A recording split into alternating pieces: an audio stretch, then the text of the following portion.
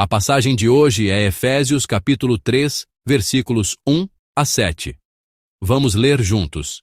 Por esta causa, eu, Paulo, sou o prisioneiro de Jesus Cristo por vós, os gentios, se é que tendes ouvido a dispensação da graça de Deus, que para convosco me foi dada. Como me foi este mistério manifestado pela revelação como acima, em pouco vos escrevi. Pelo que, quando ledes, podeis perceber a minha compreensão do mistério de Cristo, o qual, noutros séculos, não foi manifestado aos filhos dos homens, como, agora, tem sido revelado pelo Espírito aos seus santos apóstolos e profetas, a saber, que os gentios são coherdeiros e de um mesmo corpo, e participantes da promessa em Cristo pelo Evangelho, do qual fui feito ministro, pelo dom da graça de Deus, que me foi dado segundo a operação do seu poder. Amém. Com o título Paulo, o apóstolo para os gentios, vamos meditar na palavra. Estamos a meditar em Efésios. Até agora, Paulo explicou sobre a salvação e a igreja. Ele explicou que a salvação se recebe pela graça, não por mérito ou esforço humano, mas como um dom. E, ao explicar isso, disse que tanto os judeus como os gentios são salvos da mesma maneira. Portanto, a salvação é um dom de Deus. E ninguém pode gloriar-se. Ninguém pode orgulhar-se, dizendo, eu recebi primeiro, ou eu recebi mais. Não é algo que Deus concede porque a pessoa é qualificada. Se fosse dado por qualificação, teríamos do que nos orgulhar, mas não foi por mérito, e sim simplesmente pela graça, como um presente para nós, que não somos qualificados. Por isso, não podemos nos gloriar. Assim, ele explicou a natureza da salvação. Portanto, que tipo de lugar é a igreja? A igreja não é um lugar onde os judeus são superiores e os gentios inferiores, onde se dá mais aos judeus e menos aos gentios. Não é um lugar de discriminação ou divisão. Pelo contrário, a igreja é o lugar onde judeus e gentios se tornam um. Paulo explica que a igreja é como um edifício que está a ser construído em conjunto. Não pode haver superioridade ou inferioridade. Ele ensina que, dentro da salvação e da graça, devemos simplesmente estar unidos. No texto de hoje, Paulo continua a enfatizar este ponto.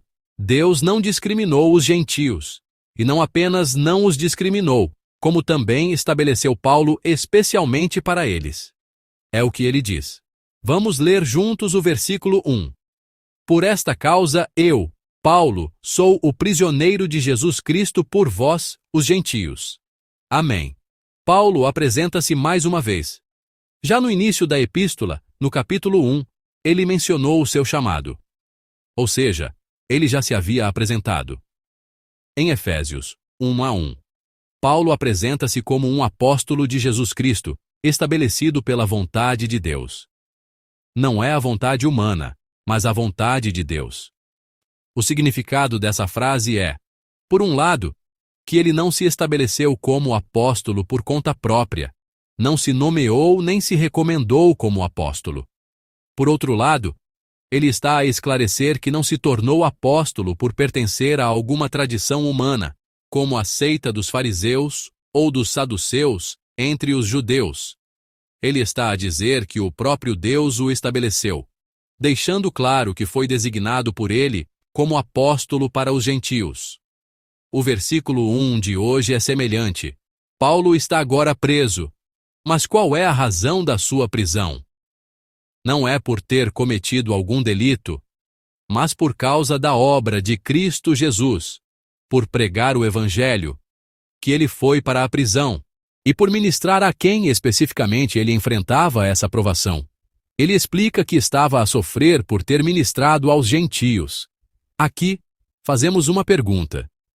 Quando acreditamos em Jesus e começamos a servir a Deus, não deveriam acontecer apenas coisas boas?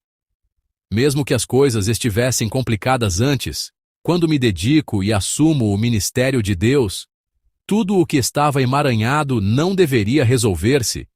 E todos os problemas não deveriam ser solucionados? Costumamos pensar assim. Mas não é assim.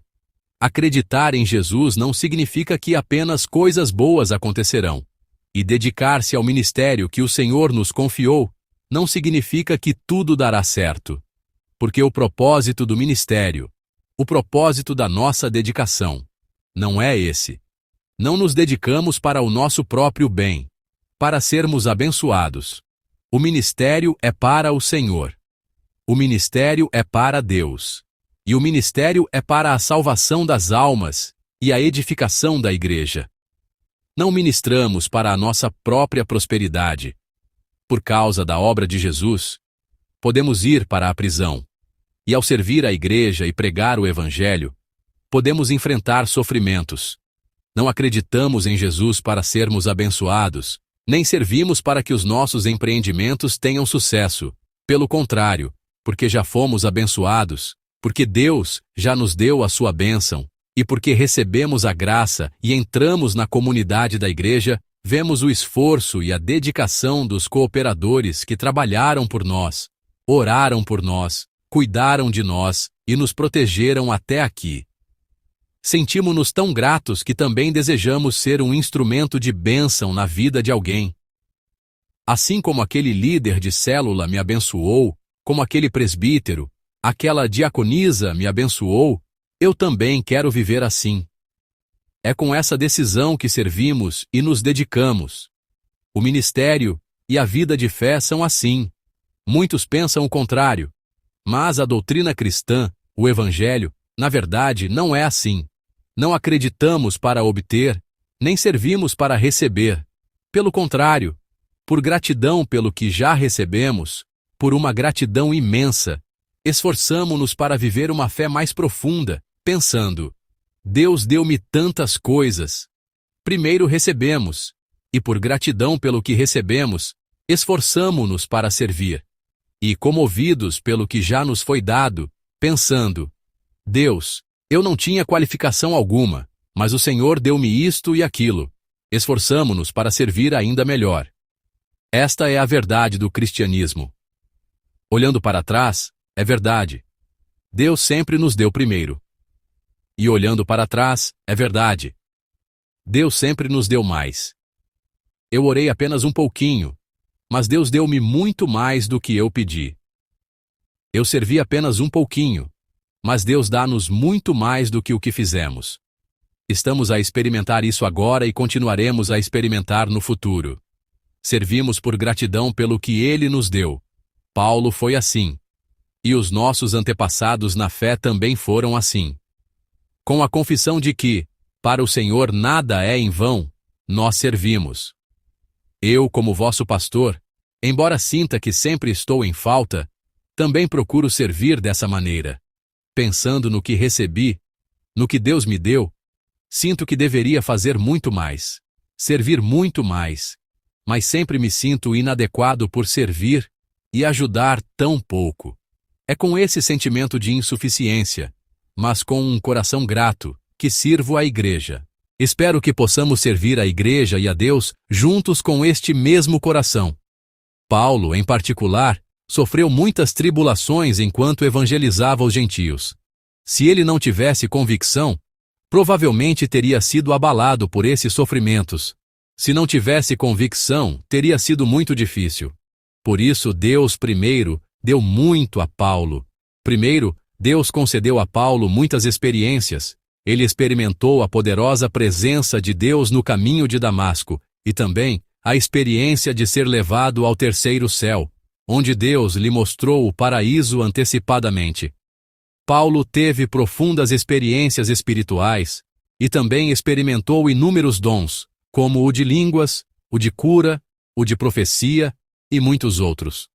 O facto de ele poder listar esses dons em 1 Coríntios, capítulos 12 e 14, significa que podia explicá-los porque ele mesmo os havia experimentado. Deus deu-lhe esses inúmeros dons. Essas não são experiências espirituais que qualquer um tem.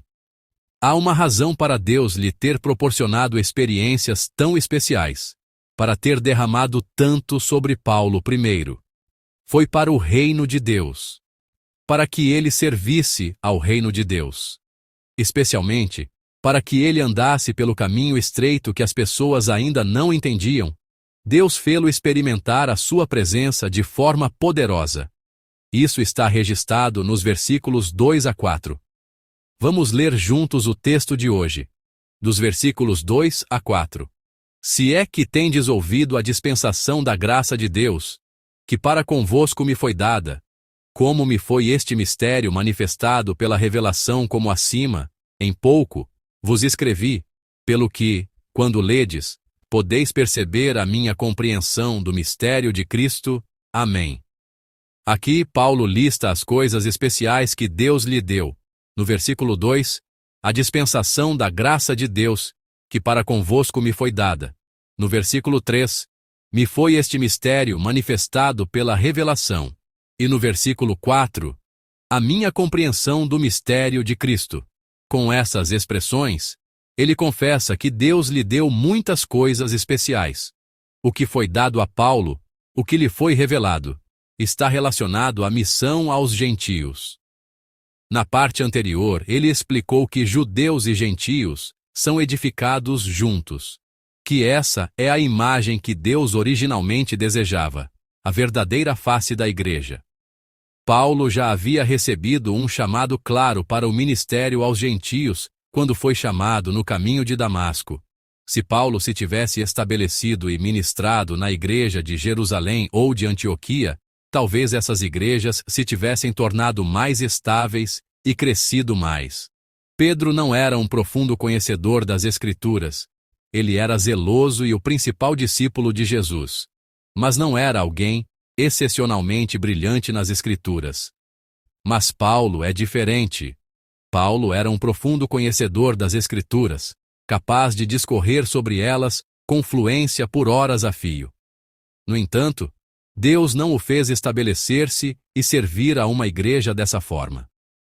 O lugar e o método que Deus usa para cada pessoa são diferentes. Deus chamou Paulo especialmente para um ministério e uma missão centrados nos gentios. Ele o chamou desde o início com esse propósito.